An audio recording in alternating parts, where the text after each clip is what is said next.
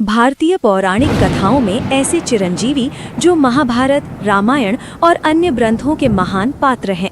ऐसा माना जाता है कि ये आज भी पृथ्वी पर विचरण करते हैं और कलयुग में अपनी भूमिका निभाने के लिए प्रतीक्षा कर रहे हैं, जिनके नाम हैं अश्वत्थामा, राजा बलि, वेदव्यास, हनुमान, विभीषण, कृपाचार्य और परशुराम। इन 7 चिरंजीवियों की विस्तृत कहानियों को जानते हैं और उनके अमर जीवन के रहस्यों को समझते हैं। अश्वत्थामा गुरु द्रोणाचार्य और कृपि के पुत्र थे।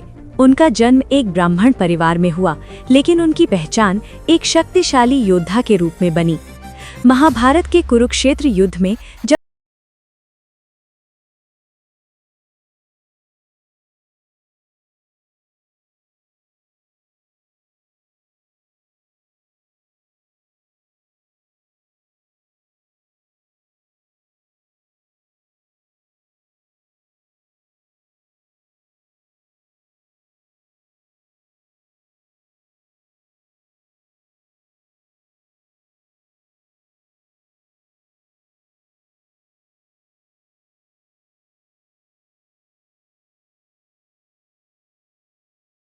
की कहानी साहस और नैतिक पतन के बीच।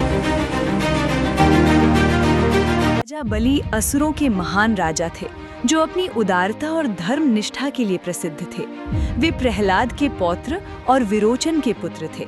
उनके शासन में असुरों की समृद्धि अपने चरम पर थे। उनकी कीर्ति इतनी फैली कि भगवान विष्णु को वामन अवतार में आना पड़ा।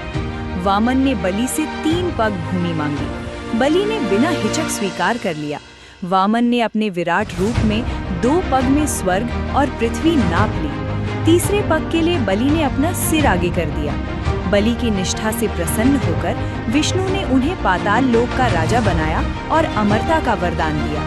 केरल में ओणम पर्व के जरिए उनकी याद आज भी जीवित है, जब वो हर साल अपनी प्रजा से मिलने आते हैं। 7 चिरंजीवियों में बलि, व्यास, जिन्हें कृष्ण द्वैपायन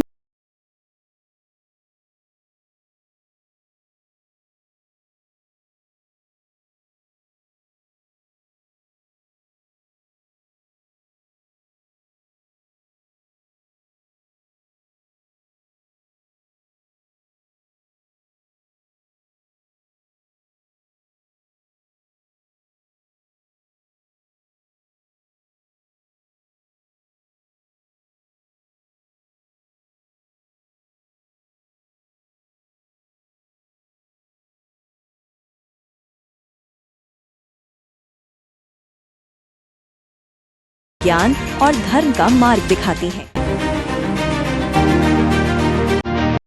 जिन्हें पवन पुत्र या बजरंग बली भी कहा जाता है, अंजना और केसरी के पुत्र थे। उन्हें भगवान शिव का अवतार माना जाता है। रामायण में उनकी भक्ति और वीरता की कहानियां अमर हैं।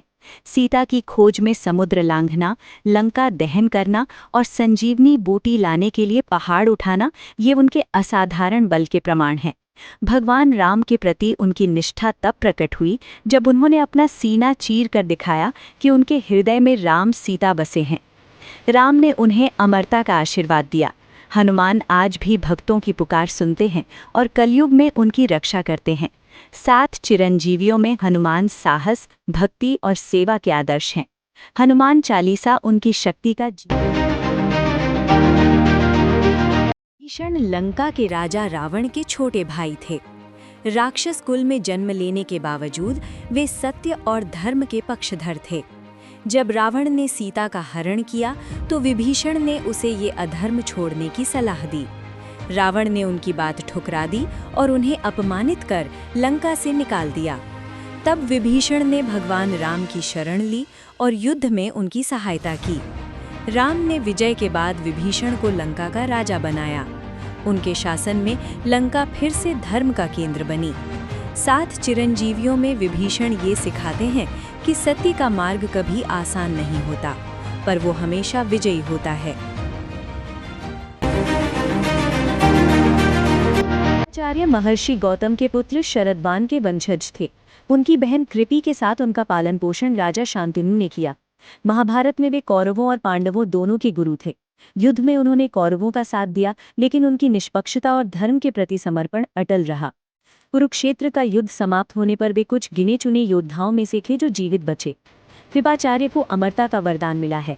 7 चिरंजीवियों में वे ज्ञान, धैर्य और कर्तव्य निष्ठा के प्रतीक हैं। कहते हैं कि वे आज भी सूक्ष्म रूप से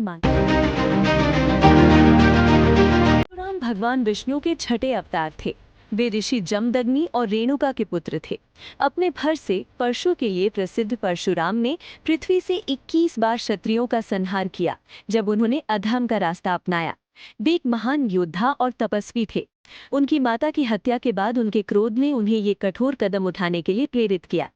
परशुराम को अमरता प्राप्त है और कहा जाता है कि वे कलयुग के अंत में प्रकट होंगे। 7 चिरंजीवियों में वे धर्म की रक्षा और अधर्म के विनाश के प्रतीक हैं। उनकी कहानी हमें संतुलन और न्याय का पाठ पढ़ाती है।